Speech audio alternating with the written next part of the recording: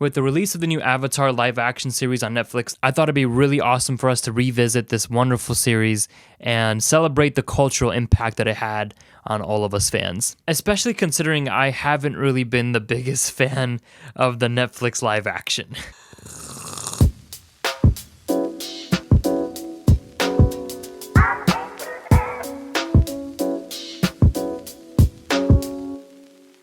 What's going on, everybody? My name is Omar Farouk. I am a licensed therapist who specializes in trauma-informed care. Today, I'm going to be taking a look at Avatar: The Last Airbender, episode 12, I believe, titled The Storm. Given that this episode explores the backstory behind Aang and Zuko's past, I thought it'd be really cool to offer a trauma-informed and/or a trauma-focused perspective on how they are the way they are and how they came to be where they're at. Full disclosure, I have seen the show before. I've been a big fan since I was younger, but I thought today it'd be really cool to actually revisit it with the trauma therapist hat on. Well, anyways, I got my tea. I'm sorry, Uncle Iroh, it's not jasmine tea, it's just lemon ginger. Maybe next time. Let's get into it. Ask a doc who the illest is. Ask the psych when my medicine.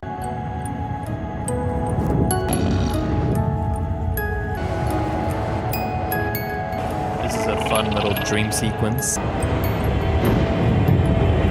Why did you disappear?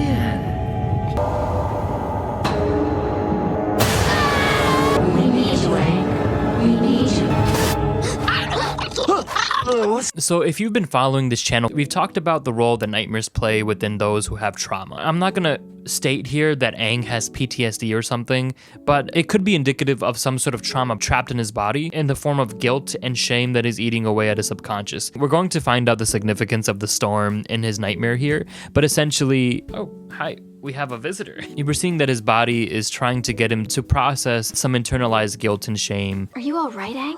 I'm okay. You want to tell me about it? I think I just need some rest. It's a little unfortunate how people with nightmares, especially with a lot of trauma, aren't really able to rest. We tell ourselves, I just need some rest. It's a very problematic cycle, however. When you're processing some memories that you're trying so hard to keep down, such as the one Aang is over here, sleep is one of the few places where your body or your subconscious brain or your mind decide that, hey, this is a great opportunity to process what happens. Unfortunately, because the threat of the memory or the threat of the experience is so intense and it's so great, the body cannot maintain a state of sleep because the heart rate starts to rise more and more. So essentially, you just wake up without the memory or the trauma ever being processed. There is a storm coming. You're out of your mind, Uncle.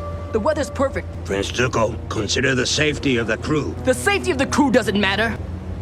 Finding the Avatar is far more important than any individual's safety. Yeah, I mean, I think it's safe to say Zuko has quite a bit of trauma in his upbringing with an emotionally unavailable parent. It makes sense that he is the way he is. His rigidity, his anxiety, his hypervigilance just being at a 10, considering that probably just a lot of cortisol, adrenaline in his body. It looks like he's been in survival mode looking for the Avatar for quite a bit of time. Being in survival mode, you're just kind of looking out for your own survival, for lack of a better word. It's harder to take into consideration others' feedback, the well-being of others, because you're just kind of focused on yourself. There's going to be a terrible storm. Maybe we should find some shelter? You know, at this point, I think I might actually feel comfortable calling Aang's fear of storms as a form of PTSD. One of the major symptoms of PTSD that we see is a hyper avoidance of the stimuli that reminds the individual of the traumatic event. The moment the lady says there's going to be a terrible storm, his eyes widen. From a trauma-focused perspective, looking at his nervous system, his heart rate is probably starting to rise. He's probably starting to release some adrenaline or cortisol. His amygdala, which is responsible for kind of ringing the alarm in his body, is telling him, nope, we gotta get out of here. This doesn't seem safe because the last time we were in a storm, something was a matter. And a lot of this could be going on subconsciously. A lot of the times we don't really know that this is going on in our bodies. We're just kind of reacting to what we're feeling, and there's not much thought behind it all. And if you think about it from a survival mechanism, that's probably adaptive, considering when it's time to survive, when it's time to fight or run away from the threatening stimuli, critical thinking could probably get you killed. From an evolutionary standpoint, from a survival instinct standpoint, your body has more incentive to listen to its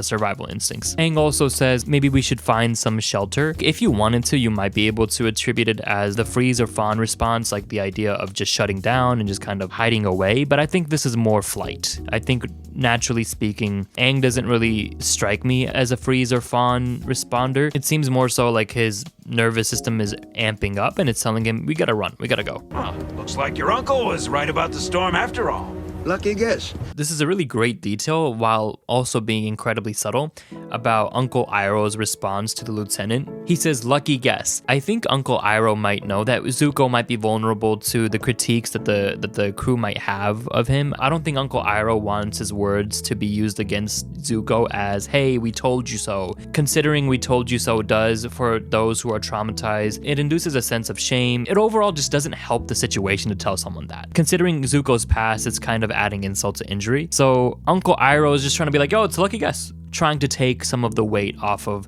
the tension building between Zuko and the lieutenant. Shows you know nothing about respect. You don't care about anyone but yourself. That's a pretty good indication that Uncle Iroh's, he's probably feeling his own share of anxiety or his own share of dysregulation. When people who are as closely bonded as Zuko and Uncle Iroh, you can pick up on their nervous system, their cues, their social and emotional cues. You can tell when their nervous system is about to respond, and in turn, your nervous system is about to respond to. Actually, I would even say you're not really picking up on them, it's your nervous system who's picking up on their nervous system. In this case, Uncle Iroh is spending so much time with Zuko. Uncle Iroh's nervous system knows Zuko's nervous system very well. He's already reacting. He's already going like I want to avoid this because he knows what Zuko is about to do here. Easy now. Zuko's fight or flight system seems to be more fight, where Aang seems to be more flight or flee. Zuko's ready to fight, pursue, challenge. Aang is ready to be like, no, let's not fight. Let's get out of here. The Avatar disappeared for 100 years. You turned your back on the world. Don't yell at him. Aang would never turn his back on anyone. Then I guess I must have imagined the last 100 years of war and suffering. Aang is the bravest person I know. He has done nothing but help people and save lives since I met him. It's not his fault he disappeared, right, Aang? Aang, what's wrong? There's that flee response, run away. This is a very good demonstration of what it looks like for those who experience a traumatic situation, and the social response that comes after is what kind of contributes to whether or not you'll develop PTSD. When people get hurt and they come out of a traumatic experience and we say to them, well, it's your fault that it happened, what were you wearing? Or it's your fault for being there, it's your fault for so on and so forth. While when we look deeper, we know it's so much more complicated and it is indeed not the person's fault. During their most vulnerable states, those negative affirmations or those negative appraisals of, hey, it's your fault, they bring out the sense of shame, and that shame turns on against yourself. So instead of having an environment that lets you shake, scream, cry, whatever, run, act out your trauma response, you're forced to kind of suppress it down, because over here, Aang might probably feel like he's not worthy of being upset about what happened, because on the outside, he's being told, hey, it's your fault, and he probably already harbors some sort of internalized guilt, and this is further reinforcing that guilt. Considering Aang's, cognitively 10, 12 years old here, this is especially worse for people who are developing. Aang is still making connections about the world. Aang is still developing his prefrontal cortex. To have this sense of shame so deeply embedded while his brain is still developing can cause problems in the future if unresolved. I'm sorry for running away. It's okay. That fisherman was way out of line. Actually, he wasn't. What do you mean? I don't want to talk about it. I think having some more grace for individuals when they go through something traumatic and they say they don't want to talk about it, I think having more grace for those individuals isn't a bad idea. Now, when we're talking about processing trauma, it is quite important that you are given a space to vent, scream, whatever, like let it out. So I'm not discounting that, but this whole idea that you need to talk about what happened, you need to tell me what happened or whatever. Not that Katara is doing it over here, but I'm talking about in everyday society. It kind of further creates this sense of unsafety, especially because talking about it means you have to relive the experience. We see this a lot in assault victims who are in court, and lawyers, psychologists, whomever in the investigators ask these people to recount their stories a gazillion times over, not knowing that they're re-traumatizing the individual, forcing them to relive the experience. For those of you who are new to this channel, trauma is not just a pathological thing. PTSD isn't just something that's stored in the brain, it's a body thing. It's more physiological. So when you're experiencing a trauma response, when you're going through a trigger, your body is reliving that moment physically. Aang does say he doesn't want to talk about it, and that's probably because there's so much pain that he has to live through in just kind of thinking about the story.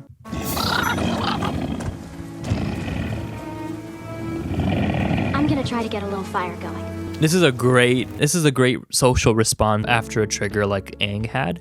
Letting him know that he is loved and seen and acknowledged is really important for his sense of self. Having Momo and Appa and all that oxytocin flowing, that social bonding, especially with Katara, like being there, just being still with him, acknowledging his existence and his self-worth, allows someone like in Aang's shoes to build up this tolerance for pain as well as this self-resilience. Resilience is more about utilizing your supportive environment to aid in your healing journey rather than it is about, willpower, mental strength. You don't just create that. That willpower, mental strength stuff isn't really how it works when we talk about resilience.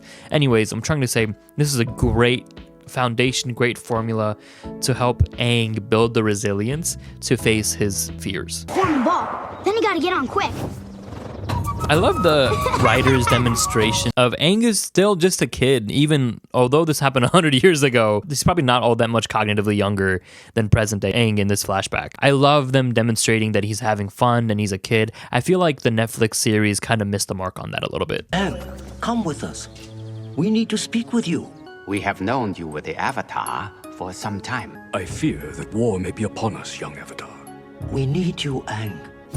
This is a lot of pressure for someone who's like 11 or 12 years old. I don't think any individual's body has evolved to take on the stress of the entire world and put it on to themselves. I think that's what we do when it comes to social media, when we think about grand macro level social injustices. We didn't evolve to consume information that triggers our fight or flight indefinitely, chronically, about issues that pertain to the entire world. So you can only imagine how stressful this might be for a 12-year-old to kind of handle. I mean, who does Zuko think he is? This is a great example of what families and friends of those with a lot of trauma might kind of do or say about the individual who's experiencing a lot of trauma. There is frustration, there is conflict, there is discomfort, especially because there's almost a feeling of helplessness. Like, what do we do to help this person? Or what do I do to help myself when I'm under a command like Zuko's? If I'm going to rule this nation one day, don't you think I need to start learning as much as I can? Very well, but you must promise not to speak. These old folks are a bit sensitive, you know. Thank you, Uncle. Uncle Iroh has such a mature perspective on I guess the immaturity of people around his age engaging in politics. I think we see that translate very well to our everyday life. I always felt that governments around the world, especially when it comes to military organizations, kind of react as a very traumatized child. Very reactive, very narcissistic, quick to defend themselves, and they always need to have like this public persona of like, we are great, grandiosity. I don't know. Maybe that's a video for another day too, but I always see that power-hungry organizations do seem to look like narcissistic personality disorder, which is also, by the way, comes from trauma. Once again, that's something to unpack in a different video. I am recommending the 41st Division. They'll be used as a distraction while we mount an attack from the rear. What better to use as bait than fresh meat? You can't sacrifice an entire division like that. Those soldiers love and defend our nation. How can you betray them? This is one of those last few moments we see Zuko's innocence kind of shine through. You know, as children, we're full of wonder, we're full of curiosity, and assuming we've had a healthy upbringing, we're also full of love. It was not his place to speak out, and there were dire consequences. In rigid families, they instill a sense of authority by reinforcing very rigid consequences for quote-unquote socially unpreferred behaviors. And in this case, we're going to see what happened to Zuko for doing something that's, in my opinion, very innocent.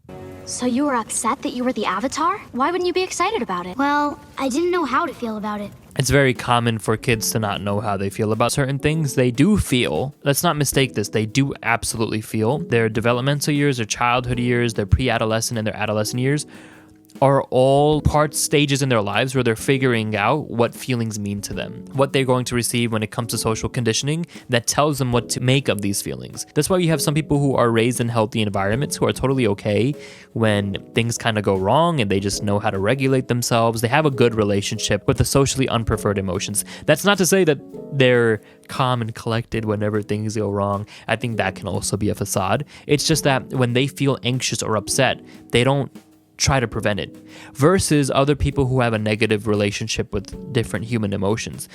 Oftentimes I'll see a lot of clients who I help to address their discomfort with crying, discomfort with anxieties. Like, part of it is accepting that all the different ranges of human emotions are absolutely functional and normal, and probably they contribute to your sense of survival. Hey. You're playing games with him? Come with me. I must test you on some high-level techniques. As long as I am his guardian, I will decide when he trains. This is a good sign of a very strong bond and attachment between Aang and Monk Gyatso. Having that good nurturing relationship in which your caregiver is there to support you, understand your emotional and social needs, is very important for you to develop a sense of safety while you grow up in an unknown world. If this support was consistent throughout his entire life, which kind of will be when he wakes up 100 years later, he will develop a sense of resilience and safety in a world where other people who have had more traumatizing caregivers will grow up with a more scared and unsafe outlook on the rest of the world, a sense of insecurity when it comes to your sense of resilience. Fire Lord became very angry with him. Narcissistic parents who are unpleased with their kids tend to have a pretty short temper, and they react with that fight response. If you really think about it, an outburst from someone with narcissistic traits are usually pretty closely aligned to the fight response. They don't know how to handle or sit well with intense emotions because, once again, they probably don't have a healthy relationship with unpreferred emotions. Instead of Ozai understanding here, like, oh, I'm getting upset and I should process my emotions, because he's uncomfortable with them, he's gonna lash out and channel them in the only way that he knows how, which is fight. Which is, I don't think it takes a therapist to say it's very inappropriate when it comes to what he's about to do to his own son. Prince Zuko's challenge of the general was an act of complete disrespect. Also, the fact that he does this because he felt disrespected tells you how insecure the narcissistic personality type might be. The sense of resilience isn't all that there. So they have to put this facade up that I'm so great.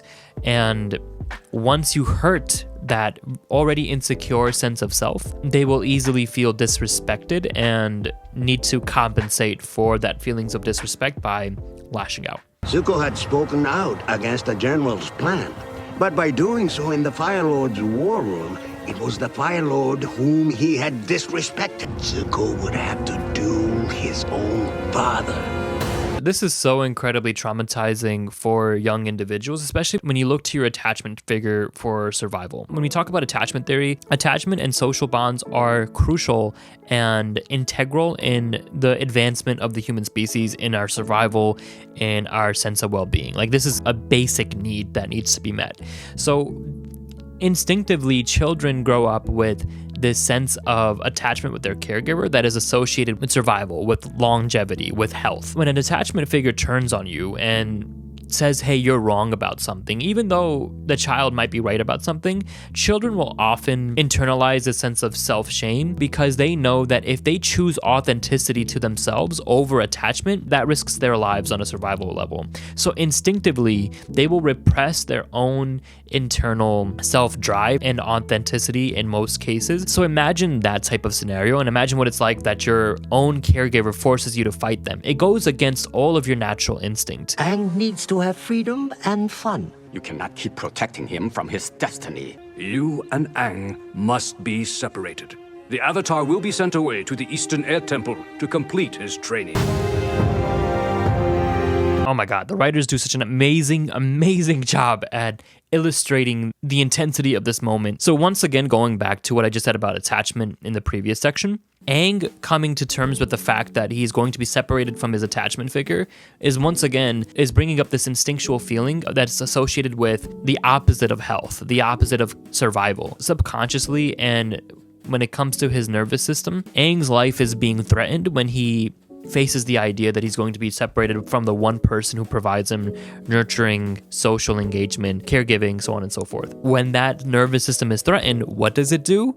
In Aang's case, he tends to flee, and that's to survive. And to an onlooker who's trying to think rationally, who's trying to really be more left brain leaning, this might not make a lot of sense. It's not logical. And why do human beings are inherently illogical. We are a meat suit of a nervous system that is respond and reacts to internal and external stimuli. This doesn't need to make sense for the higher functioning brain, the higher functioning cortex, the human brain, for it to need to make sense to our lizard brain, our nervous system, and the overall autonomic system that is our body. I don't know what to say. How could they do that to me? They wanted to take away everything I knew and everyone I loved! This is some rage mixed in with grief. Aang is already probably tapping into the grief he was probably feeling in the moment that was associated with having everyone that he loved taken away from them. Having his attachment figure disrupted is not only just traumatizing, but there's also an element of grief behind the trauma. So his rage here, I think, is very, very appropriate. I'm sorry I got so mad. You have a right to be angry after the monks sent you away like that. Katara's support is fantastic. I was afraid and confused. I didn't know what to do. I never saw Gyatso again.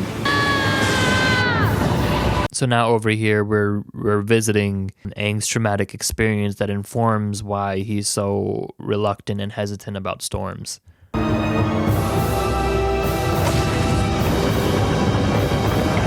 Next thing I knew, I was waking up in your arms after you found me in the iceberg. You ran away. And then the Fire Nation attacked our temple. My people needed me and I wasn't there to help. The world needed me and I wasn't there to help.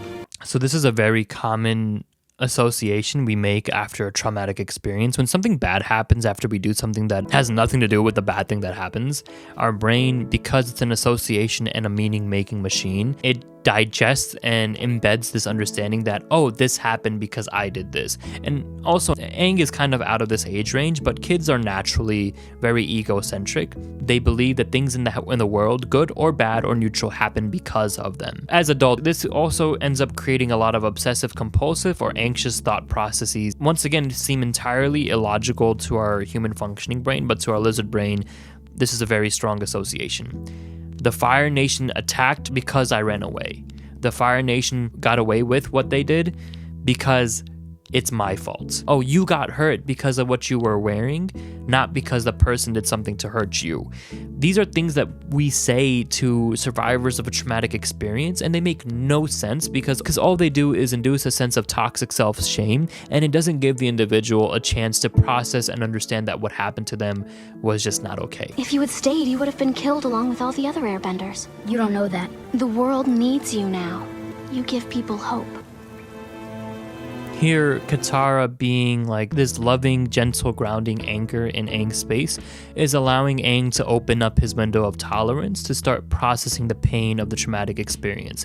There is a rigidity in his tone when he says, the world needed me and it's my fault, right? And that's a protective factor almost. It's protecting him from feeling the pain and understanding that this was out of his control. Katara is gently opening that wound so it can be addressed properly, and you see Aang is starting to naturally open up because he feels safe to feel that pain. This is essentially how trauma healing kind of works. Please, Father, I only had the Fire Nation's best interest at heart. I'm sorry I spoke out of turn.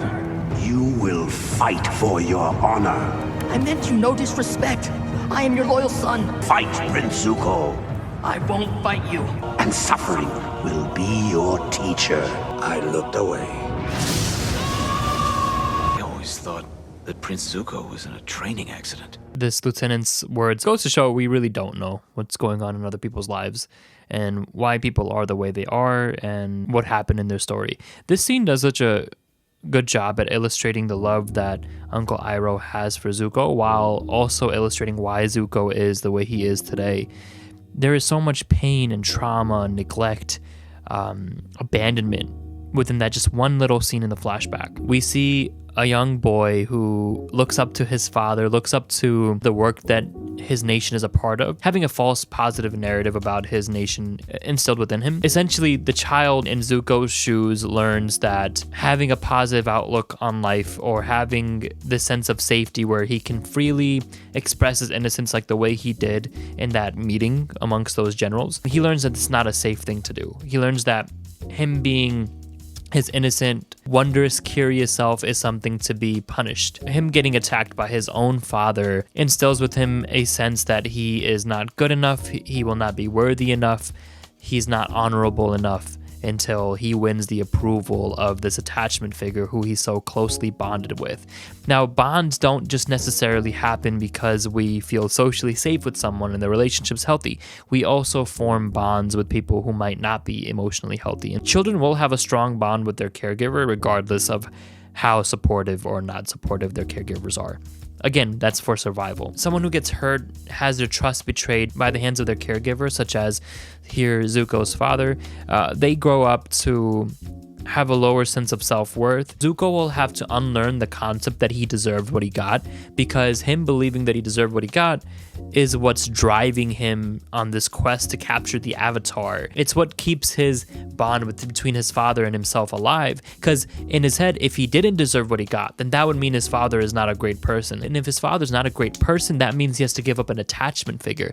If he gives up an attachment figure, that means subconsciously his chances for survival will also be threatened. This is why we see survivors of trauma often say that it's their own fault. Zuko was never given a chance to cry, scream, run, fight, and really express his authentic self as a means to process his trauma. No, instead, he's been forced to bury down his pain, and he compensates for all that stress buildup in his pursuit to capture Aang.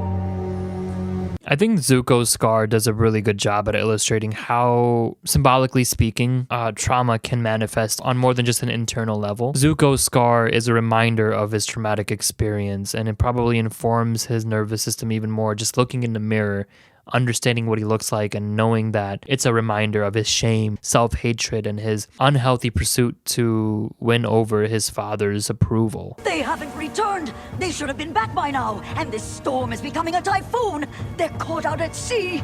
I'm going to find them. Aang deciding to go out in the storm after having this healing session with Katara shows his newfound sense of resilience and a way to hopefully correct what in his mind has been clinging on to for so long, and maybe reenact what he felt like he failed to do in the storm and redeem himself. Obviously, in real life, it doesn't usually happen this fast, but this is what we would call post-traumatic growth.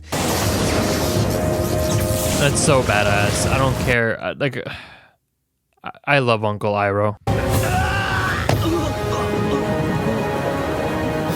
I love this demonstration showing that Zuko is more than just his scar, more than just his trauma. He is, just like Aang, a very complicated character with his own complicated past. Most people aren't all evil / all good. We are complicated beings. I also wonder if this is like almost in a sense Zuko correcting his past. He was punished in the past for showing care towards the troops of his nation during that meeting. Over here, he's able to practice and own back maybe that piece of innocence by showing himself, no, I can care for my crew. I can help and protect them. I think this was really powerful. So just like how Aang is gonna go rewrite his trauma memory, over here I think Zuko is rewriting his own version of the trauma memory. I might be reaching here. I'm not quite sure, but pretty cool. Where are they? Come on, Appa!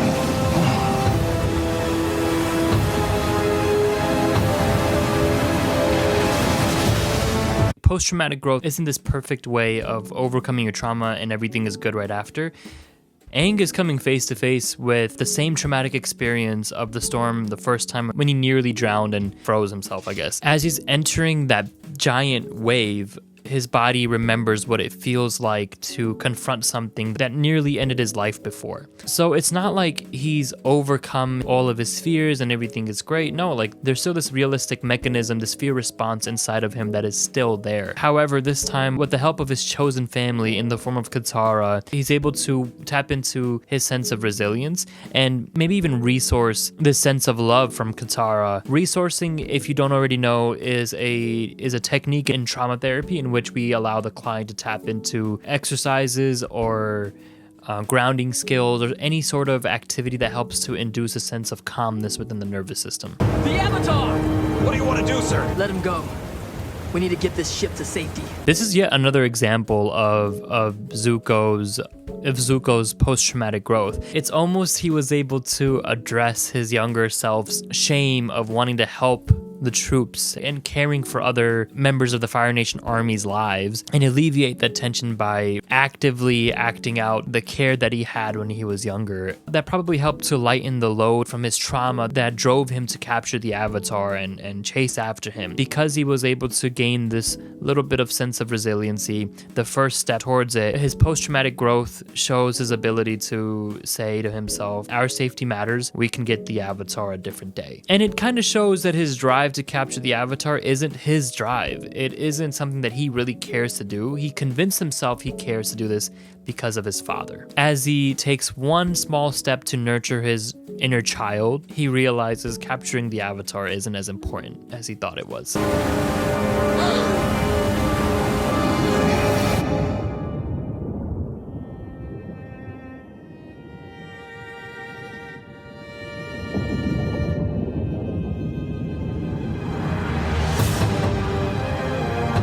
Chills. Literally, this scene gives absolute chills. This is such a powerful, powerful scene. This is literally the epitome of what we were just talking about, of him reenacting the trauma experience and rewriting that memory. What a powerful scene here. I want to focus on Aang's part real quick. This is literally his brain making a new meaning out of the experience. In the first memory, Aang ran away into the storm. Aang got caught in the storm and almost died, almost drowned. And while he was in the storm, millions of people probably suffered and maybe even had died at the hand of the Fire Nation. Aang directly associates him running away and the storm with his quote-unquote failure to save the world. In this new rewriting of the memory, Aang goes into the storm intentionally, knowing his body's afraid of it, nearly drowns, and takes ownership over his own power to rescue his friends.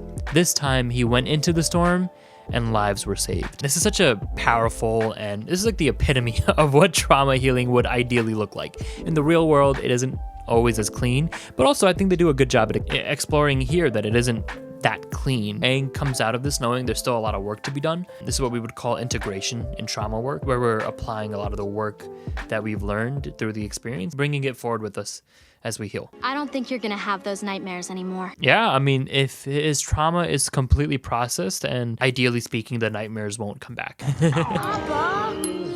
Love it. I love this series so much. Okay. All right, the screen's a little dark. I apologize. This show is wonderful. I would love to kind of dive into more episodes and provide my trauma-informed perspectives. If that's something that you guys would like to see, comment down below. Let me know what you want to see next, and also what I got wrong. I'm by no means an expert or right about everything, so I would love to hear your thoughts about what you thought about this episode. Please comment, like, and subscribe. It really helps the channel, and I'm loving the community we're creating here. Thank you so much for tuning in, and thank you so much for making it to the end. I look forward to seeing y'all in the next video, and hope to see you soon. Peace. I think I'm just too afraid to get started. I try to do it, but I know this time I got this. I really hope I'm not late to the party. I try to fit in every time I get exhausted. I trim my beard, slick my hair, now I'm running late.